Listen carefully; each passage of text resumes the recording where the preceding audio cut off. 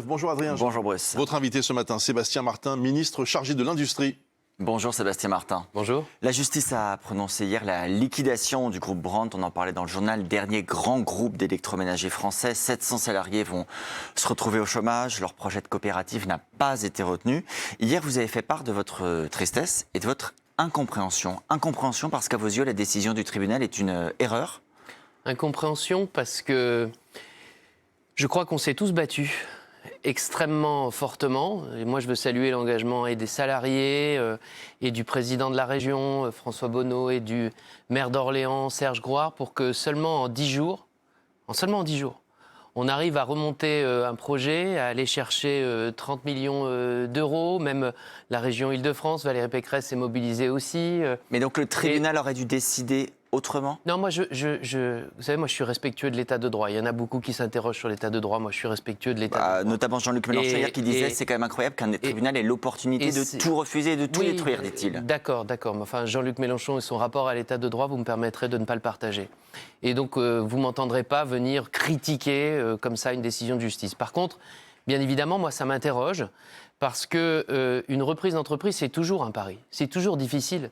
Quand vous reprenez une entreprise, quand vous voulez reprendre une entreprise qui est en difficulté, forcément, il faut faire confiance. Forcément, il faut se dire que le plan d'affaires qui est proposé est sans doute un plan d'affaires qui doit se consolider avec le temps. Parce que reprendre des entreprises qui vont bien, c'est facile. C'est pas trop compliqué quand vous avez les clients, que vous avez un chiffre d'affaires positif. Mais quand vous avez un chiffre d'affaires qui est négatif, que vous avez moins de clients, effectivement, parfois c'est difficile. Alors justement, je voudrais vous faire écouter ce que disait hier le maire d'Orléans, qui lui aussi s'est mobilisé sur le dossier, qui d'ailleurs a salué votre travail et votre engagement, mais qui a aussi exprimé sa colère. On l'écoute. Tout le monde vient gloser sur la réindustrialisation de la France, mais la réalité, elle est là aujourd'hui.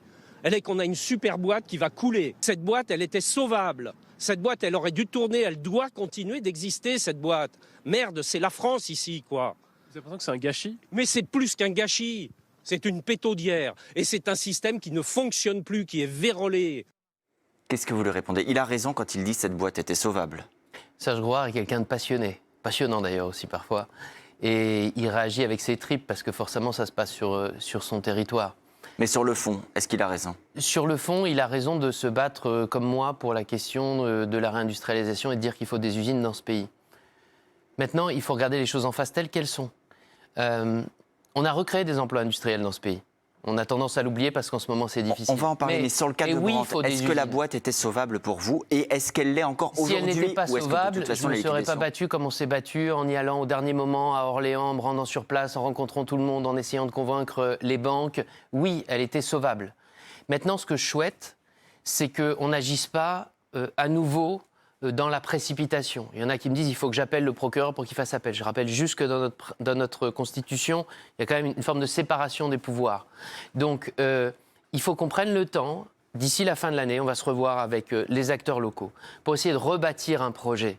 Un autre projet peut-être, un projet sérieux, tout aussi sérieux que celui-ci, avec plus d'investisseurs privés sans doute aussi. Donc et il moi, peut encore y avoir un avenir pour Brandt ? Je ne laisse pas tomber le sujet Brandt. Je ne laisse pas tomber le fait que nous puissions avoir sur le territoire français, comme c'est le cas dans d'autres pays européens, des acteurs de l'électroménager comme ça.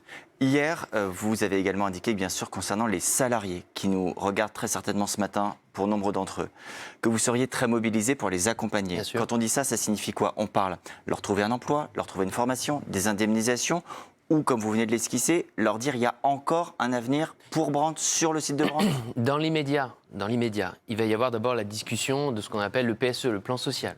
Donc, avec nos services, en département, sur le territoire, on accompagnera les salariés pour faire en sorte que ce plan social soit bien construit. Ça, c'est dans l'immédiat. Ensuite, il y a aussi sur le bassin économique d'Orléans, et notamment avec les acteurs locaux, des entreprises qui sont dynamiques, qui recrutent. Donc, je pense que beaucoup de salariés de Brandt peuvent aussi avoir un avenir très proche dans des entreprises qui sont présentes sur le bassin. Et ensuite, dans un troisième temps, en parallèle, retravailler sur un projet. Il y a un site industriel qui est présent, il y a des savoir-faire qui sont présents, et donc la capacité d'imaginer un nouveau projet industriel sur ce site. Monsieur le ministre, il y a quelques minutes dans cette émission, Elisabeth Martichoux, dans son édito, a dit « Au fond, le rôle du gouvernement se limite à présenter ses condoléances après se faire part de décès ». Non. Est-ce que ce n'est pas la réalité ? Non, c'est pas vrai parce que d'abord, si on se contentait de présenter nos condoléances, je pense pas qu'on aurait été aussi proactif. Je ne pense pas que. Mais aujourd'hui, est-ce que vraiment depuis... vous pouvez faire des promesses, objectivement? Ah non, mais attendez, moi je ne suis pas venu faire des promesses. À l'instant, excusez-moi. Vous venez de dire la vie les économique. services du département allaient Ça s'appelle pas faire des promesses. Non, ça s'appelle pas faire des promesses. Ça s'appelle faire son boulot. C'est pas exactement la même chose. Les services de l'État dans le département, sous l'autorité de la préfète, services de la DRETS, pour être précis, ont bien évidemment un travail à faire d'accompagnement d'un plan social, d'accompagnement des salariés, les agences de développement économique aussi, d'accompagnement d'entreprises qui peuvent avoir besoin de recruter. Donc ça, c'est ce qui va être fait et ça s'appelle faire notre boulot, ça s'appelle pas faire des promesses. Et ensuite, reconstruire un projet, ça c'est autre chose et je suis prêt à en parler. Pour bien comprendre ce qui s'est passé, Sébastien Martin, il se trouve qu'hier, vous avez, avec votre collègue Roland Lescure, tous les deux à Bercy, rappelé que l'État avait promis 5 millions de soutien, que les collectivités ont promis 20 millions de soutien. Et vous avez cette phrase, je la cite, « Malgré cela, les autres acteurs indispensables n'ont pas souhaité se positionner pour sauver Brandt ». Qui n'a pas été au rendez-vous? Qui a manqué à l'appel? Il y a eu peu de partenaires bancaires, c'est vrai. Et moi, j'aurais aimé, j'ai utilisé cette expression, qu'ils fassent un peu plus transpirer leurs règlements. C'est-à-dire, c'est vrai que pour avoir un engagement bancaire, il faut passer par un certain nombre de règles, de comités d'engagement. Et là, il y avait urgence. Et on n'a pas réussi, sans doute, dans cette urgence, à aller chercher un peu plus de partenaires privés autour de cette opération. Donc les banques ont manqué de courage, d'une certaine manière, d'audace. Je ne sais pas si c'est courage ou audace, mais en tout cas, j'aurais aimé peut-être que, face à l'urgence de la situation, on se dise que les procédures habituelles, on pouvait faire un peu mieux et un peu plus vite. Il y a des propositions qui vous sont faites depuis hier et depuis plusieurs années, même hier encore le député François Ruffin, député de gauche, très mobilisé sur les questions d'industrie, dit « Sans barrières douanières, sans taxes aux frontières, notre industrie se fait laminer encore une fois ». Il pointe bien sûr la concurrence chinoise. Est-ce qu'il faut plus de barrières douanières? Est-ce qu'il faut mettre plus vite en place ces mesures? Bien évidemment.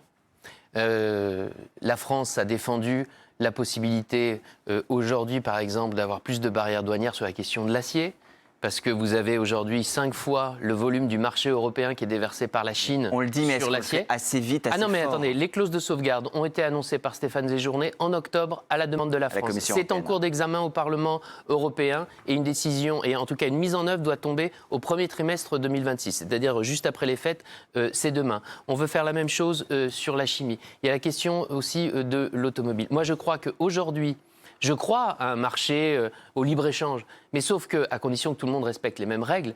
Et aujourd'hui, nous sommes face à une invasion, il n'y a pas d'autre mot, de production chinoise qui sont à 50% ou 30% du prix, ou même parfois, j'ai rencontré le patron de Michelin, en dessous du prix de la matière première, parce qu'ils ont ce qu'on appelle des surcapacités, c'est-à-dire qu'ils produisent 100, leur marché s'est réduit, les États-Unis se sont fermés, et ils balancent tout chez nous. Et ça, très honnêtement, il faut qu'on se protège.